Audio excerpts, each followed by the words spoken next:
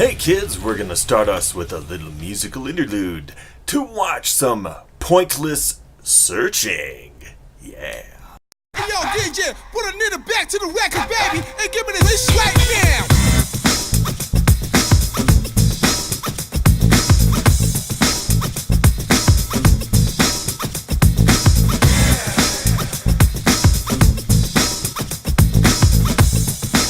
Yeah. Give me that. Come on. Give me that. So there was a method to the madness. Of course. Part of my videos are about strategy, and one of the big strategies of this game is resource collection. And in the idea of resource collection, you, as well as anyone else, will understand, especially once you get to this level, it is damn near impossible to get resources. Of course, there are some methods that some of us sink to. The lowest of the low, which of course is peace. Ugh. Dreadful, horrible peace. I can't see it anymore.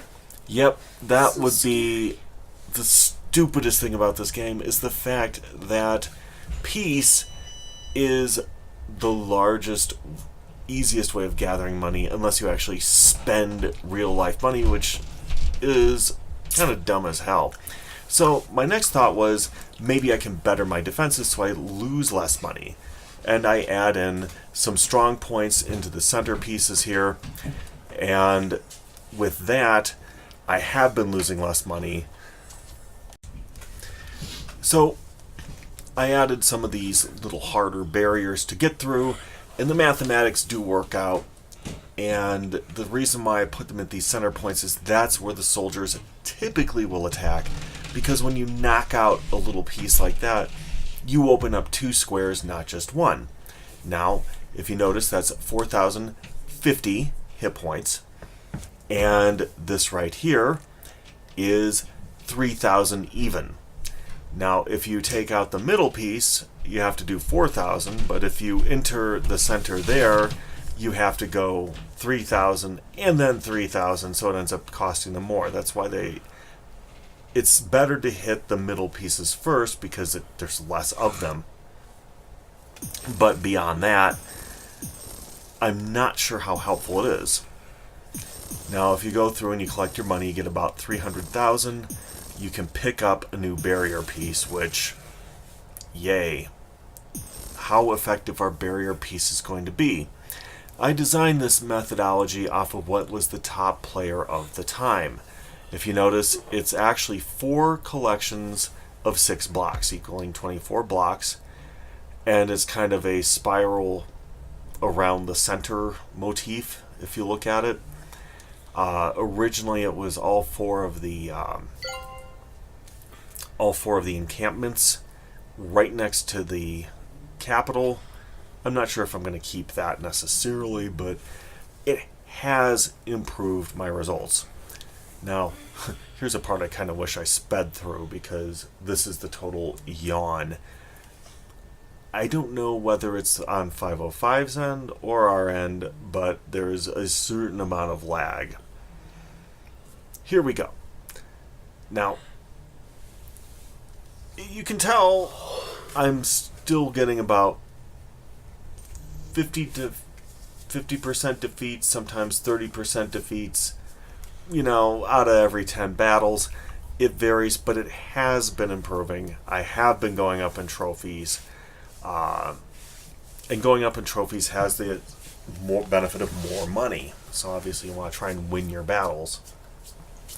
Yeah, my son's over here doing the Rainmaker. If you're a Fortnite player, you know what I'm talking about.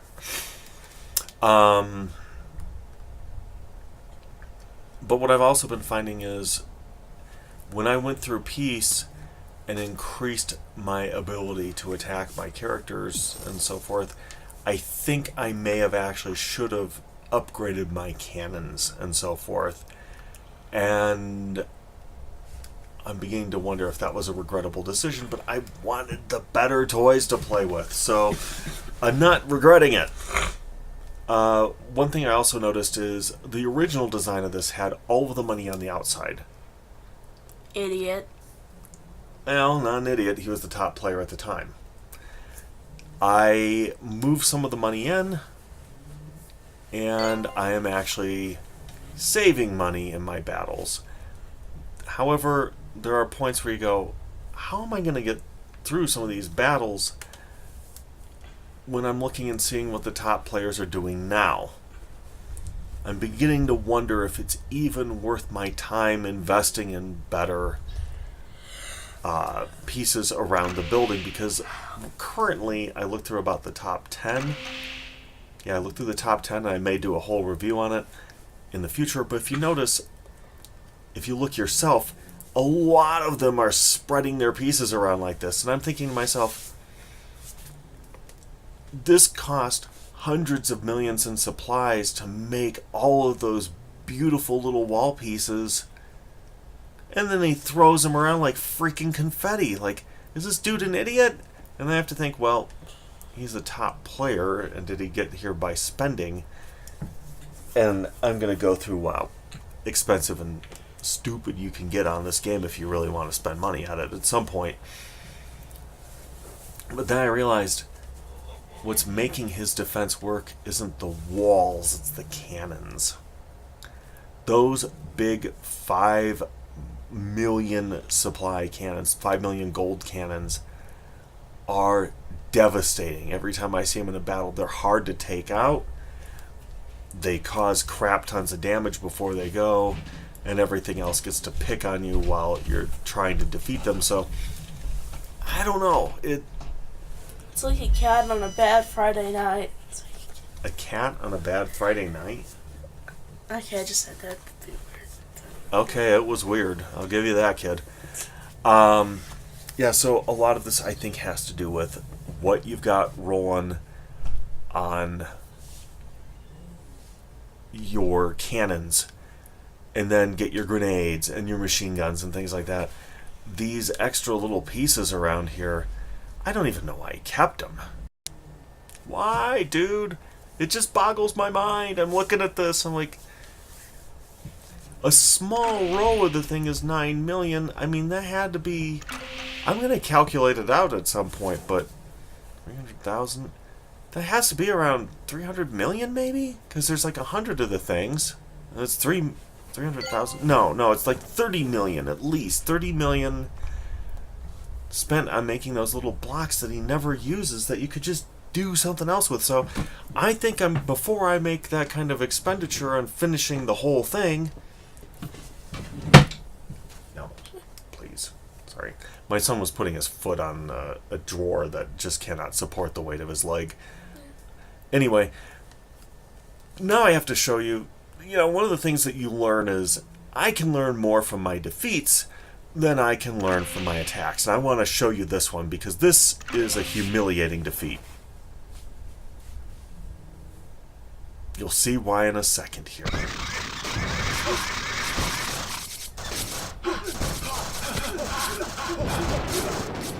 Freaking horse cavalry. You got it. Oh, and there's the doughboys. Yeehaw! Any biplanes?